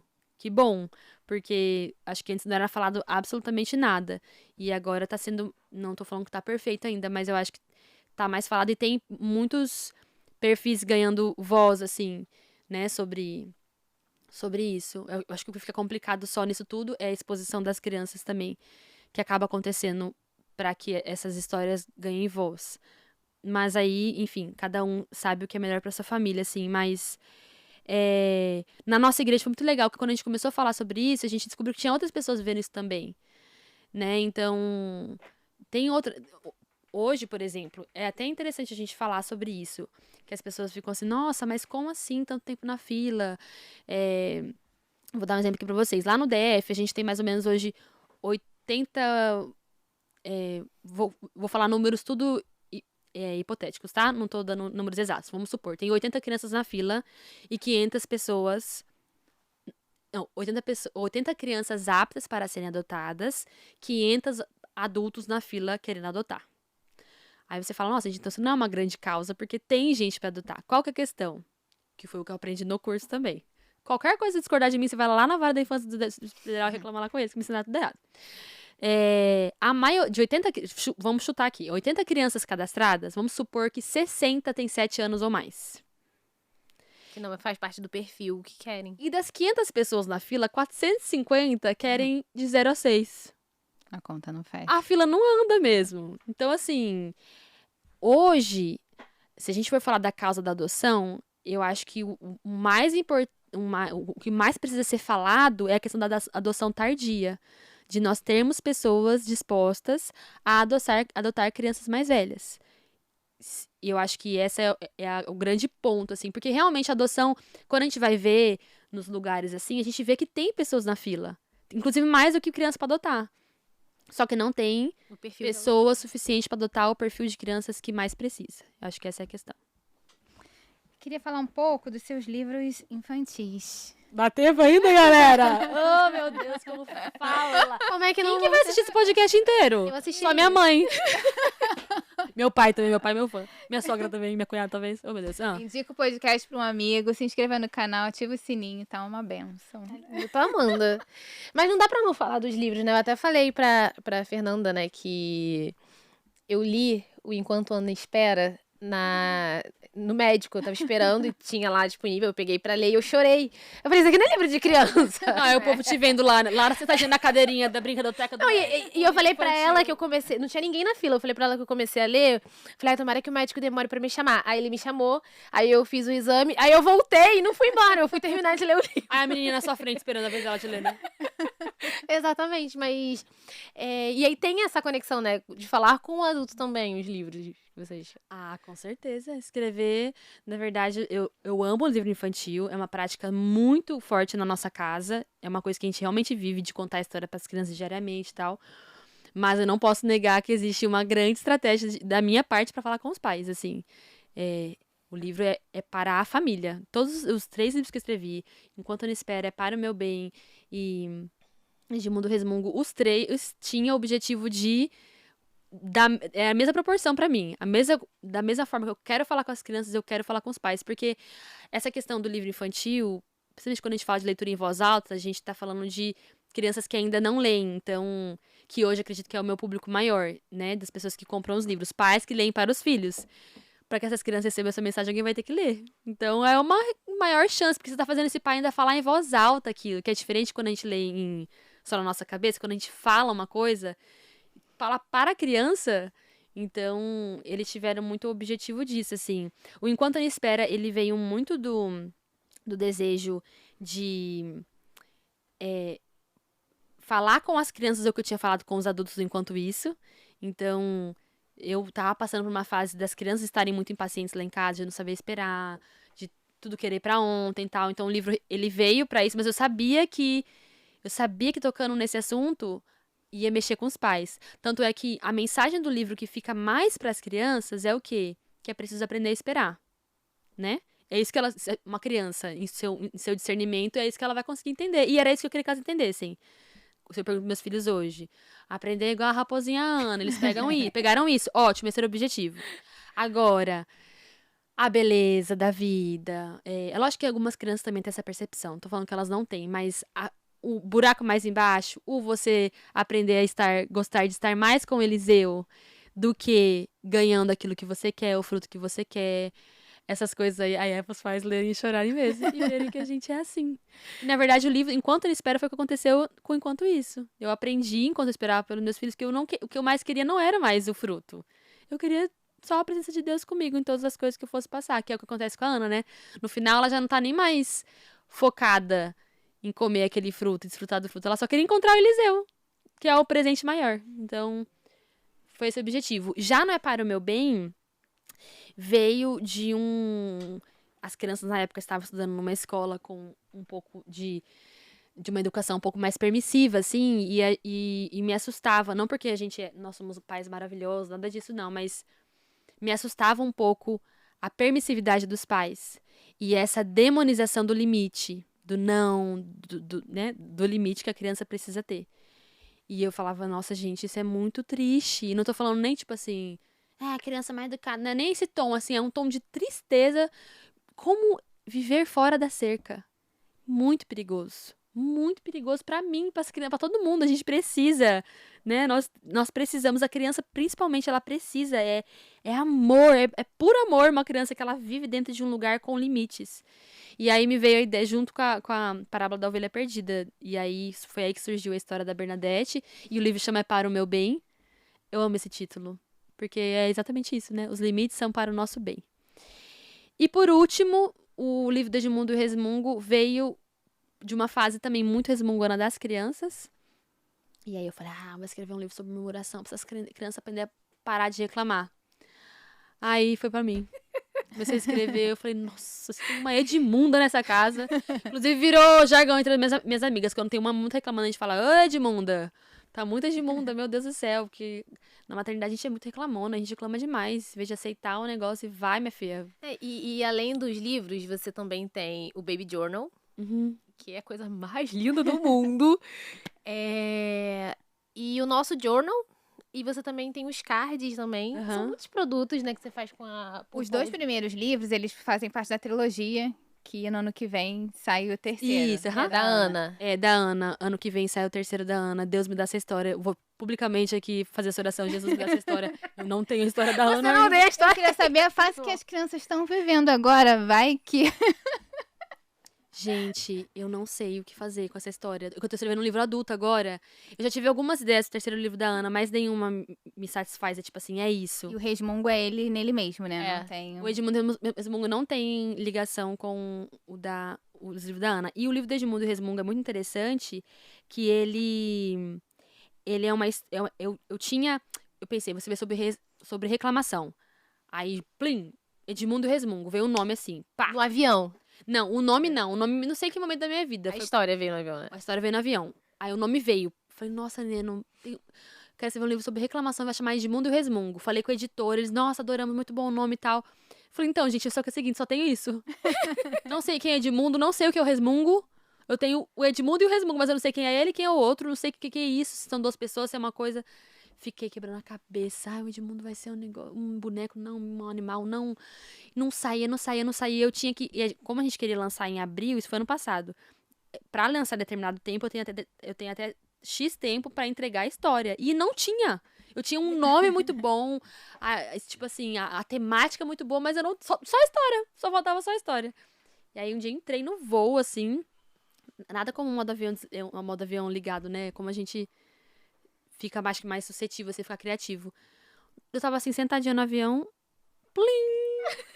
Veio assim, certinho o personagem. Eu lembro exatamente do dia que você postou o story no avião falando que eu tive a ideia aqui Pronto. de um livro. Não, e ela não veio assim, ah, Deus me deu o personagem e a sacolinha. Não. Foi tipo assim, tudo. Deus me deu o personagem, a sacola, os resmungos, a resmungolândia, a Esperançópolis, o caminho, o Tião, tudo. E aí eu peguei meu celular, eu tenho até hoje esse texto escrito cru, assim. Edmundo vivia em Resmungolândia, dananana, até eu comecei a escrever, e não é que eu parava pra pensar, sabe? Tipo, agora eu vou... Não, foi do começo ao fim. Mandei pra... Cheguei, sei lá onde que eu cheguei, que eu tava indo viajar, desativei modo avião, mandei pra editora. Essa é a história. Eles falaram, pronto, é isso. Aí a gente lógico, reescreveu, né, pra um texto bem escrito, porque eu escrevi no avião com pressa, e a gente só colocou detalhes, mas a história, como ela era do começo ao fim, é a mesma. De repente, a história da Ana vai aparecer no seu voo de volta pra Brasília. Ai, gente, eu Não preciso é? dessa história. Eu acho que tem até agosto, setembro pra entregar. A gente não misericórdia. costuma fazer isso, mas eu acho pertinente falar aqui, né, que o episódio tá indo ao ar, mas já foi gravado. Porque a Fernanda tá aqui pra Bienal do Ah, Livro. é verdade. Né, para participar da Bienal. E aí a gente aproveitou essa deixa. E aí eu queria falar sobre uma coisa que você mesma comentou com a gente, sobre a questão da idolatria, de perder ali a mão. Mas eu queria falar das 2 partes, tanto de quem é o leitor, ou o ouvinte, o espectador, seja lá o que for, quanto para a pessoa que está na posição de visibilidade e às vezes não tem a consciência que você tem de tomar cuidado para que essa relação com o seguidor, com o fã, se torne uma relação de idolatria, né? Uhum. Ai, gente, muito complicado. Isso. Quando a gente vai, assim, pra Bíblia, ver os grandes homens, assim, mulheres de Deus, é muito interessante ver que muitos deles, eles abrem mão do que a gente busca. Então, quando a gente olha pra vida de Moisés, quando o Senhor chama ele abre mão de um prestígio que a gente não tem nem ideia, como o príncipe do Egito ali, né? Como uma pessoa que talvez teria a chance de suceder ali o avô adotado, José, né? Pela princesa. E então, pra mim, essa questão da celebridade gospel é uma coisa muito complicada por isso, porque ela vai muito contra o que Jesus fez, ou contra a atitude de grandes pessoas do reino que não tiveram essa busca. Então, a consequência dessa fama é um prestígio que grandes homens e mulheres de Deus recusaram. E é isso que me preocupa na minha vida. Não tô falando pelos outros, porque cada um, né, é responsável por si, assim, mas isso é uma coisa que sempre me traz temor, assim. Quanto eu estou gostando, quanto prestígio molda o meu coração, quanto prestígio motiva as minhas decisões por aonde estar, aonde falar, aonde pregar. Por exemplo, e aí é complicado porque, no meu caso, meu trabalho é misturado com o ministério, com a questão, né, de falar de Cristo e tal. Então, por exemplo, a Bienal é uma coisa do meu trabalho, enquanto escritora. Sendo cristã ou secular, a Bienal é para escritores. Então, é importante eu estar lá. E que bom que eu estou lá. Isso quer dizer que alguma coisa está acontecendo no meu trabalho. Isso é ótimo, não tem nada de errado disso. Só que aí se mistura, porque a minha visão sobre o meu trabalho, ela também é, assim como todos nós cristãos deveria ser, é algo ministerial, minha vocação. É algo que eu sirvo ao Senhor com isso. E aí o resultado disso ser que as pessoas gostem de mim é bom pro meu trabalho. Mas eu sempre fico assim, diante do Senhor, isso é como? Então, assim, uma coisa que eu me preocupo muito é com a forma que as pessoas abordam, assim, sabe?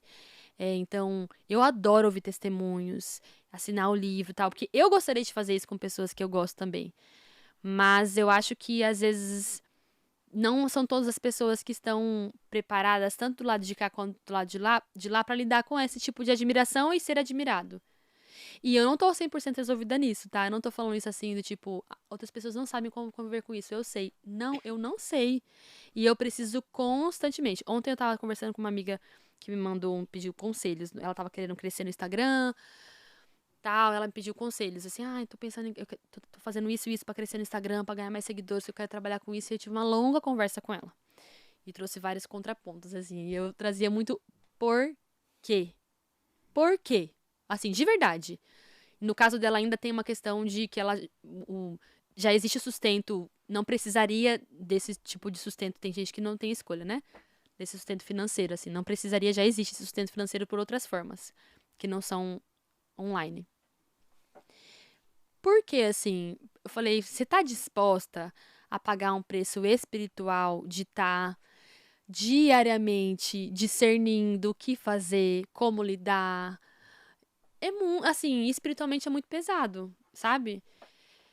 Não porque é um peso que Jesus coloca sobre a gente, mas porque é o peso do pecado puxando a gente pro nosso coração que ou idolatra ou gosta de ser idolatrado. Então é muito complexo, assim, eu tento tomar esse cuidado, por mais que tem coisas que fogem do meu controle, mas é algo que eu questiono muito, assim. E eu acho que muito de sair da internet também tem a ver com isso, sabe?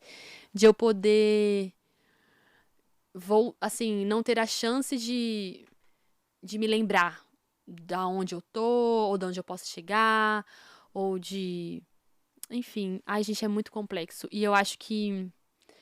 Porque antes isso era muito pontual, né? Tipo assim, tinha Ana Paula Valadão, Gente, falando Ana Paula Valadão, ela mandou um vídeo essa semana no WhatsApp. Ela te mandou um vídeo no WhatsApp? Terça-feira, tô no trânsito, plim, apita meu WhatsApp.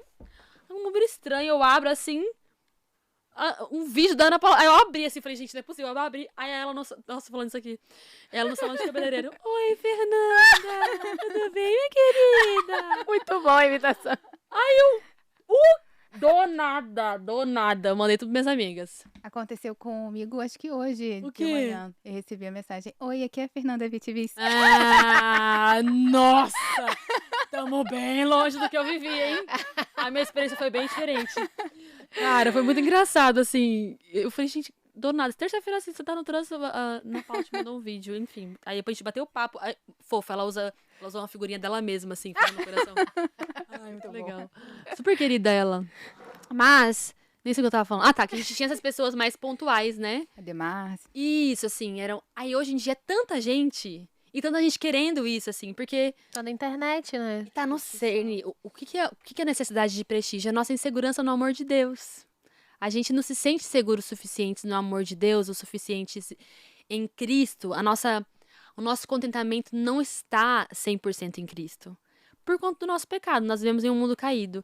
Só que aí, quando a gente fala de prestígio, a gente pega, acho que no cerne do negócio ali do humano, que é essa necessidade de ser algo e de não depender 100% de Deus. Por isso que é fácil. Muitos de nós caímos nessa. Eu acho que o pecado mais fácil de quem tá nas redes sociais e quer crescer é esse. A necessidade do prestígio. A gente quer isso, né? Só que é um caminho contrário ao caminho de quem é totalmente dependente em Deus, assim. E a prática de eu sair eu queria, assim, um dia... Por mais que se mistura muito, eu falo, poxa, Deus, mas o Senhor me chamou... Senhor me criou assim, com a questão da comunicação e tal. Por isso que eu tento encontrar esse equilíbrio. Estou, não estou, saio um pouco, volto. Até o Senhor me dá um direcionamento, nesse exato momento, o direcionamento completo do Senhor é esse. É isso que eu faço hoje. Mas até se o Senhor me direcionasse a sair por completo para sempre, eu entenderia, por exemplo, que é meu chamado de vocação de comunicação, então é para ser ao vivo. Aí eu posso ir em podcast, eu posso, ou da minha igreja, né? Com o meu pequeno grupo, não é só... O Senhor não vê dessa forma que a gente vê, desses números, assim, né? Dessas proporções, assim. Até porque pra ele isso é... Nada.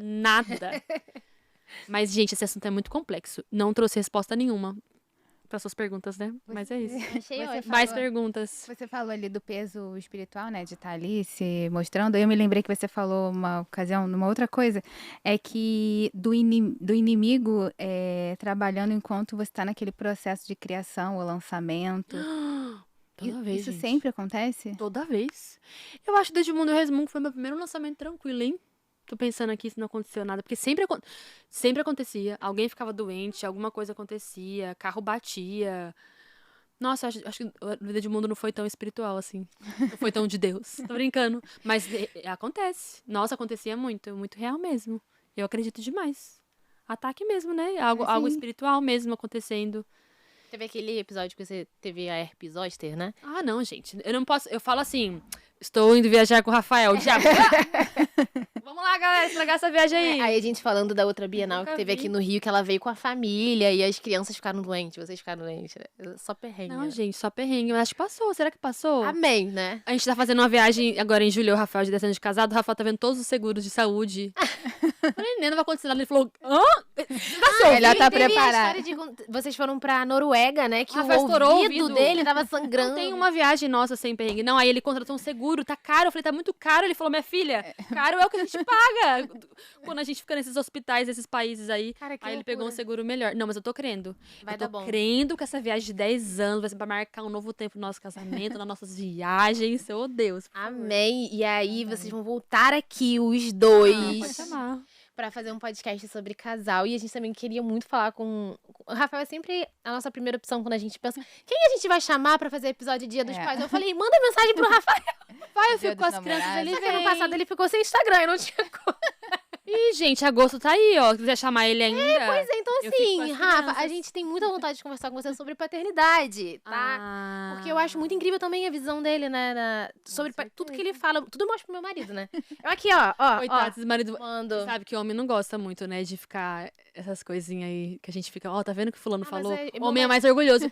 A gente que é uma mulher, a gente leva mais numa boa, né? A gente receber conselhos de outras pessoas e tal. Mas o Rafa, se eu quero que ele aprenda alguma coisa, a pior coisa que eu faço é mostrar pra ele o que o outro homem tá fazendo.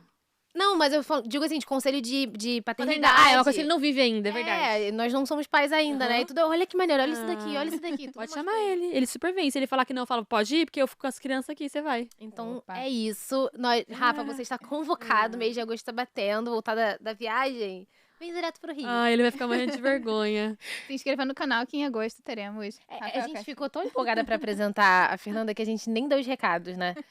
Que a gente já bateu aí os 100 episódios. Pra você se inscrever no nosso canal, São ativar 3 anos de podcast. 3 anos, né, que a gente tá aqui feliz. Muita gente já passou aqui Hoje pelo tá podcast. feliz mesmo. Oi? Hoje eu tô feliz de verdade nesse total, só me fazendo. Eu tava assistindo os episódios, assim, os primeiros episódios aí tem com a Fernanda Brum. Que eu acho que foi a primeira vez que eu mencionei. Tipo, um dos primeiros episódios eu falando. Sério? Ah, não, você tem que achar esse vídeo pra ser Aham. compilado, vai ser muito Juro legal. pra você. Mas é isso, gente, né? No último ela falou assim... Porque tem uma escritora, eu olhei pra ela não é a Fernanda Vitinho. Era a Bonitinha. Francine. Era a Francine, que é outra também que eu cito muito. A Francine Walsh, Mas a Francine é mais difícil, né, de trazer. quando ela vier pro Brasil, dá pra falar com ela. Mas ela, É, acho que quando ela vem também, a agenda dela é mais apertada. exatamente. Aí da Francine a gente vai soar um pouco mais, mas eu tenho fé de que um dia vamos conseguir. Não, e ela fazer. tem muito desejo de vir também. Ela é louca pra falar, assim, ela já compartilhou sobre isso. O desejo dela estar aqui no Brasil, participando mais das coisas do Brasil. Mas morando lá é difícil, né? É, pois E é. trazê-la também é difícil, financeiramente é mais Sim, caro. Bem longinho que ela mora. Mas. Gente, quantas horas? Só pra saber, assim, quantas horas de podcast Eu não deu? sei quantas horas, Vitor. 1h30, eu acho. Ah, gente. tá de boa. Eu jurei que tava mais de 2 horas, tava desesperada aqui, ó. Tá de boa. Ai, meninas, foi uma delícia. Foi ótimo. Foi ótimo, eu tô realmente muito... Assim, de verdade, eu vou abrir meu coração. Abre, vai. Eu te falei no Instagram, porque, gente, a Fernanda responde no Instagram. É sensacional, tá? Que eu realmente... Tem algumas pessoas, assim, que eu realmente choro, porque, como jornalista, eu reconheço muito o privilégio que eu tenho de poder encontrar algumas pessoas que eu admiro, né? E você era uma dessas pessoas que eu orava e falei, Senhor, eu quero muito um dia poder entrevistar a Fernanda pessoalmente. Quero muito poder conversar com ela pessoalmente e, de fato, isso foi uma resposta de oração. Então, eu sou muito grata a Deus por estar nessa profissão onde eu posso conversar com pessoas que eu admiro. Então, muito obrigada do fundo do meu coração. O maior assim, prazer, gente. por ter é muito aceitado o gostoso. convite, por Vocês ter são vindo. ótimas. Ai, obrigada. Parabéns, Obrigada. gente, pelo podcast. Nossa, deu uma paciência de ouvir.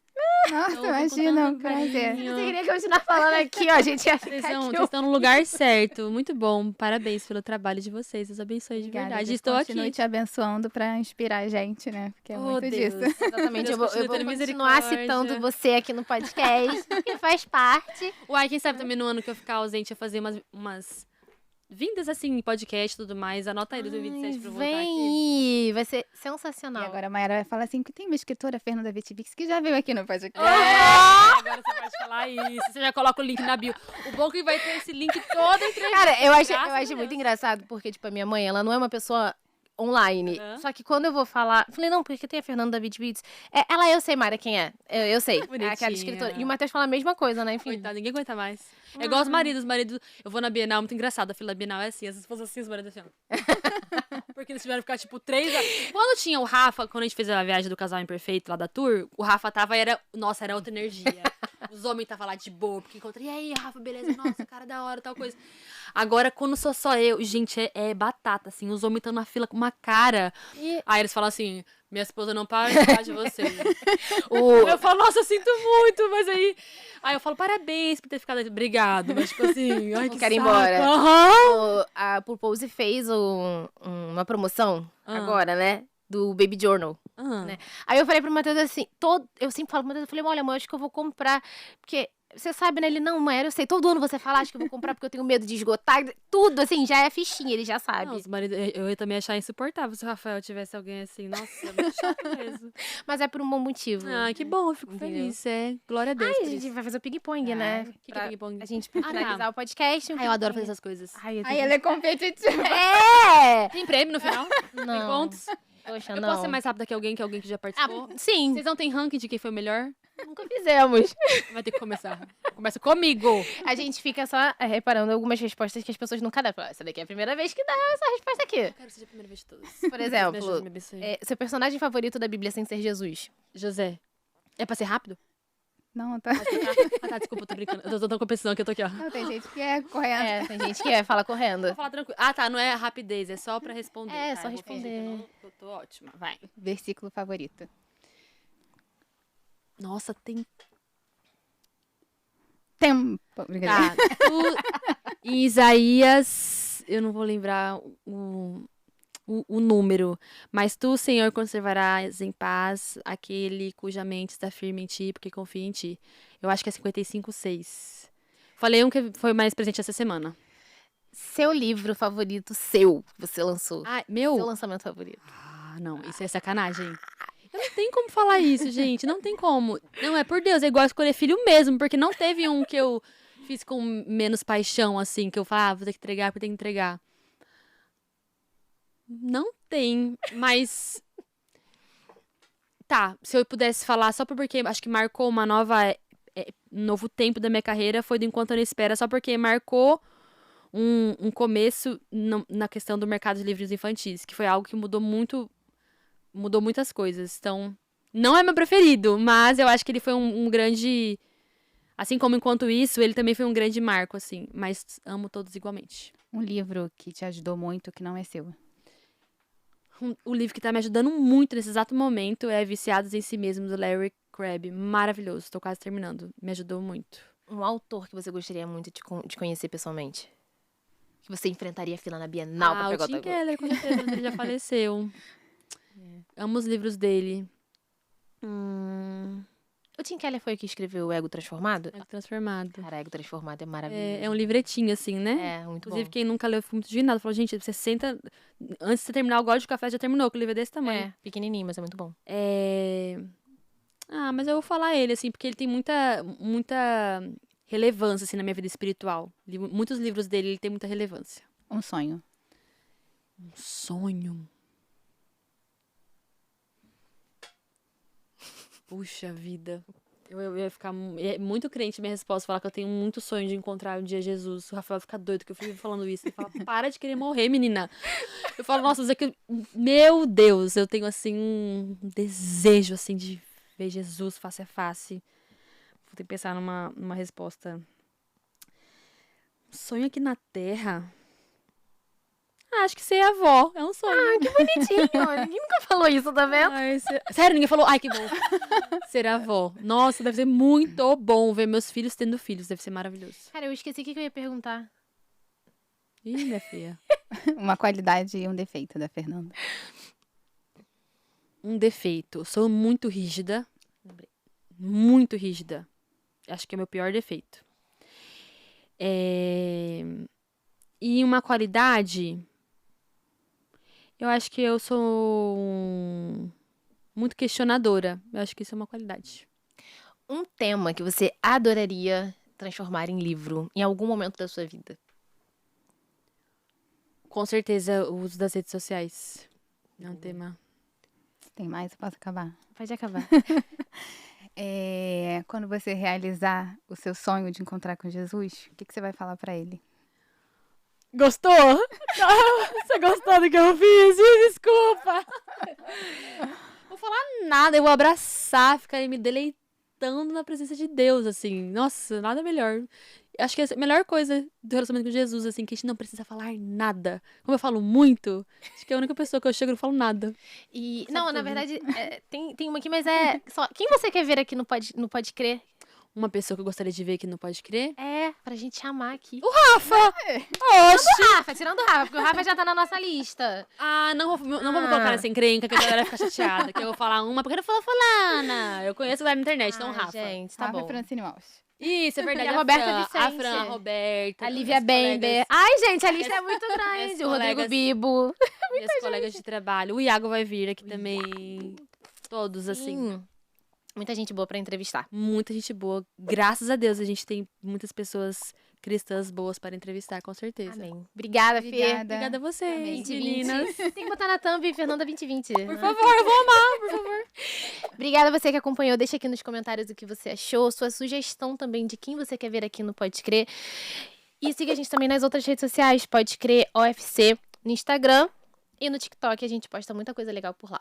Beijo e até o próximo episódio. Obrigada.